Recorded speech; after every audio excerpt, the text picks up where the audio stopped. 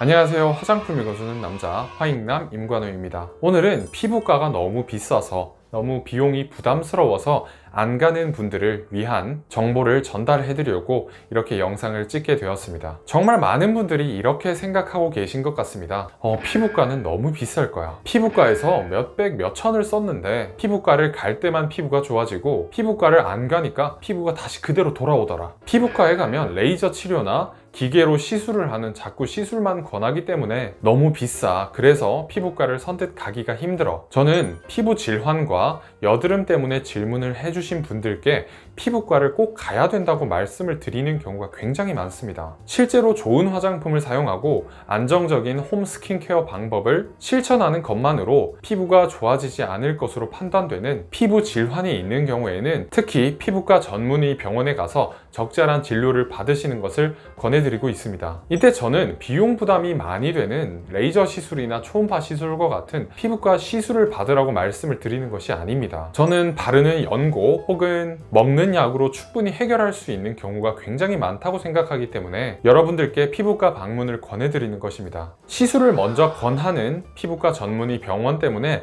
스트레스를 받으신다면 대학병원의 피부과 외래 진료를 받아보시는 방법도 좋은 방법입니다. 비용 부담에 대한 막연한 걱정 때문에 피부과 방문을 꺼리시는 분들이 굉장히 많으신데요. 이렇게 먹는 약과 바르는 약만 처방받으셨다면 피부과 진료비와 약값은 우리가 생각하는 것보다는 부담스럽지 않을 수도 있습니다. 저도 피부과를 가지 않고 피부과에 대한 막연한 공포를 가지고 집에서만 해결을 하려고 했던 어린 시절이 떠오릅니다. 하지만 요즘은 제가 필요한 경우에는 먹는 약과 바르는 약을 처방받기 위해서 피부과를 방문하고 있습니다. 비용이 그다지 비싸지 않았기 때문입니다. 피부과에서 처방받을 수 있는 여드름 연고만 해도 정말 많은 것들이 있습니다. 여드름뿐만 아니라 아토피 피부염, 접촉성 피부염, 지루성 피부염에도 사용할 수 있는 연고들이 굉장히 많이 있습니다. 피부과에서 처방받아 올 수 있는 약도 정말 많죠. 염증성 피부 질환에 처방받아 드실 수 있는 약에는 경구용 이소트레티노인, 항생제, 스테로이드제, 항히스타민제 등이 있습니다. 여러분이 여드름 약으로 알고 계시는 경구용 이소트레티노인의 경우에도 30일을 기준으로 하루에 하나를 먹는다고 가정했을 때 한 달에 38,000원 정도가 든다고 합니다. 이렇게 시술을 받지 않고 먹는 약과 바르는 약만 처방받았을 때는 여러분들이 생각했던 피부과 비용과는 조금 다를 수 있습니다.